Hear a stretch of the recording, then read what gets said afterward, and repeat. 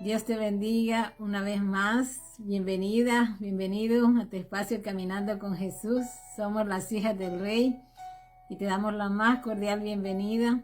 Deseamos que tu vida sea bendecida a través de la hermosa palabra de Dios. Que Dios pueda hablar a tu corazón y que puedas conocerle cada vez más. Este es el deseo del Ministerio Las Hijas del Rey. Y este es el motivo por el que estamos acá, agradecidos con Dios por el privilegio que nos da de compartir su palabra. Quiero compartir contigo y continuar en esta hora con el fruto del Espíritu Santo, que es el octavo en la lista. Y vamos a estar hablando acerca de la mansedumbre. Vamos a orar en esta hora. Señor, te damos las gracias, porque tú eres un Dios bueno, maravilloso, digno de que todos te adoremos. Te damos la gloria a ti, Señor, en esta hora y te pedimos que tomes el control. Que hables, Señor, a las vidas, a los corazones. Señor, que tu palabra no regrese vacía. Te damos la gloria, Señor. Te damos la alabanza en esta hora en el nombre de Jesús. Amén. Como te decía, quiero hablar contigo acerca de uno de los frutos del Espíritu Santo. Hemos estado hablando a través de los mensajes anteriores acerca de la importancia que es el dar frutos, porque eso es lo que el Señor quiere, que nosotros demos frutos, esos frutos que reflejen la obra que Él está haciendo en nosotros, para que su nombre sea exaltado, para que su nombre sea glorificado, para que vean en nosotros esa transformación que Dios hace en sus hijos y que puedan a la vez, aquellos que no creen, glorificar a Dios a través de nuestro testimonio. No solo de nuestras palabras, sino que de la forma en la que nosotros nos conducimos. Por eso vamos a continuar, como te decía, hablando acerca del octavo en la lista, que es la mansedumbre. Eso está en Gálatas 5:22. Y para ello pues quiero que recordemos las palabras de Jesús cuando Él nos dice: aprended de mí, que soy manso y humilde de corazón. O sea, Él nos está invitando a que nosotros aprendamos de Él la mansedumbre con la que Él nos predicó a través de su ejemplo, desde su nacimiento hasta que Él llegó a la tumba. Pudo darnos ejemplos de humildad, de tal forma que Él llegó a alcanzar personas que los demás veían de menos, personas con las que nadie quería estar. Él se relacionó con personas de baja clase, personas con las que nadie habría pensado que Jesús estaría compartiendo, y por eso aún lo criticaban. Pero ese fue el ejemplo que nos vino a dar a nosotros, de ser mansos, de ser humildes como Él. La palabra de Dios dice que Jesús ama a los que son humildes. Dios ama a los humildes, pero a los orgullosos los mira de lejos. Él mira de lejos al altivo.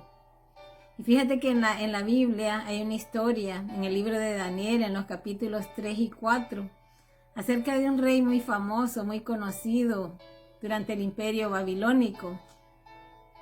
Este rey mandó a hacer una estatua de oro, con una altura inmensa de más de 30 metros de alto, según lo que describe la palabra. Y después de haberla mandado construir, invitó a sus funcionarios a que vinieran a adorarla. Después de que escuchaban la música, ellos debían de postrarse en el suelo y adorar la imagen. Pero había tres jóvenes hebreos que creían en Dios solamente, unos jóvenes con convicción, jóvenes que querían marcar la diferencia, que no estaban dispuestos a obedecer al hombre, sino a Dios. Eran jóvenes que creían en Dios y veneraban solamente a Dios. Y ellos no estuvieron dispuestos a adorar esa estatua, porque sabían que tenían un único Dios verdadero. Mira qué hermosa convicción la de estos jóvenes. Qué ejemplo de de personas, ¿verdad? Que quisiéramos nosotros seguir, tener esa convicción de decirle no a alguien cuando nos está invitando a hacer cosas que no son agradables a Dios, que no glorifican a Dios. Y eso fue lo que hicieron estos 3 jóvenes, de tal forma de que se negaron a costa de su propia vida, porque el rey Nabucodonosor los mandó a llamar, sabiendo de que ellos no estaban obedeciendo. Les dijo, les voy a dar otra oportunidad, de que después de que suene la música, adoren la estatua. Pero ellos dijeron no. Como les decía, eran jóvenes con convicción. Dijeron no, nosotros no vamos a adorar esa imagen. Entonces él los mandó, los condenó a muerte, les mandó a... Ya les había advertido que si ellos no adoraban la imagen, ellos iban a ser enviados al lago de fuego y que morirían. Perdón, al horno de fuego. El lago de fuego era para Nabucodonosor en su tiempo, si no se arrepentía. Era que los iba a mandar al horno de fuego, debido a que ellos no estaban obedeciendo su mandato. Entonces ellos dijeron, si Dios nos puede salvar, pero si Él no lo hace, de igual forma nosotros no vamos a adorar la imagen. Entonces se determinaron no adorar la imagen, pero eso les costó ser enviados al pozo, al horno de fuego. Y entonces, después de que Nabucodonosor se da cuenta de que estos jóvenes están ahí y andan paseándose en el horno, se queda sorprendido. Ya no mira 3 personas, sino que mira 4. Y el cuarto, dijo, era como la apariencia de un ángel. ¿Sabes que Dios honra a los que le honran? Que Dios no nos abandona cuando nosotros le somos fieles a Él. Estos jóvenes estaban siendo fieles a Dios. Eran personas con convicción. Ellos tenían fe solamente en el Señor, solamente en Dios. Y Dios estaba con ellos y los estaba protegiendo del fuego. De tal forma que después que Nabucodonosor se da cuenta de que estos jóvenes están ahí y que no les ha pasado nada, les llama a que salgan fuera del horno. Y se da cuenta de que el Dios que tienen ellos era un Dios real. Pero sin embargo, él no cambió de actitud. Él siguió creyendo de que todo lo que él hacía, todo lo que había logrado en Babilonia era a su propia costa, y él se gloriaba a sí mismo. Estaba lleno de vanagloria, de tal forma que llega un momento en que Dios trata con él y lo castiga. La Biblia dice, mira lo que dice en Primera de Pedro 5:5. Dice, Dios se opone a los orgullosos, pero da gracia a los humildes. Y este rey se había llenado de soberbia, de altivez, de orgullo.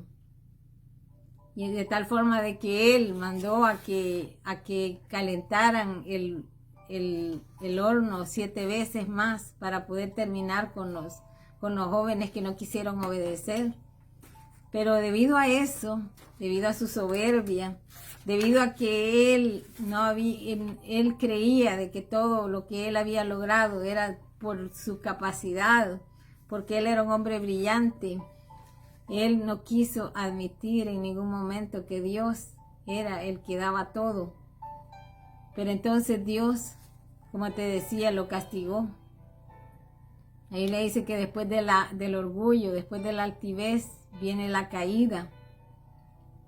Y este hombre lo experimentó claramente cuando, después de un tiempo, dice que Dios permitió que lo castigó, de tal forma que Nabucodonosor se volvió loco. Dice que tenía tal locura que se llegó a creer que era un animal en medio del monte y comía hierba y andaba como si fuese un animal. Por varios años estuvo así. Y no fue hasta que Dios le quitó el castigo que él reconoció que de Dios venía todo.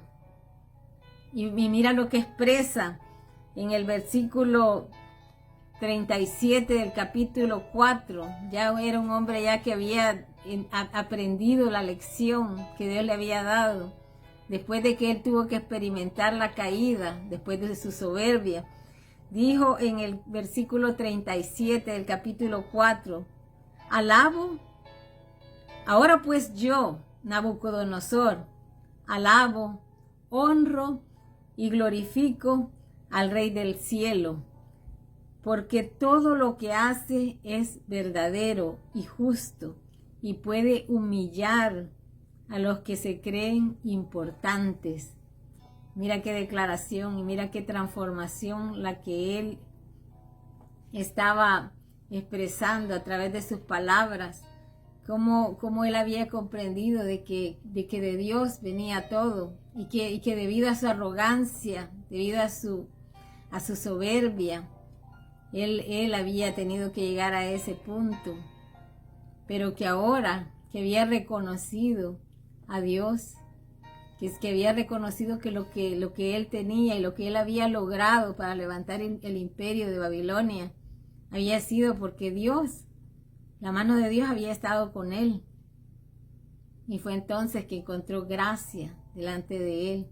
Porque dice Dios porque dice la palabra de Dios que Dios le da gracia a los humildes. En este momento Nabucodonosor estaba transformado en un hombre nuevo. De tal manera que Dios le retribuyó todo lo que había perdido. Le devolvió hasta los funcionarios que estaban con él. Y todo lo que él tenía, Dios se lo devolvió multiplicado.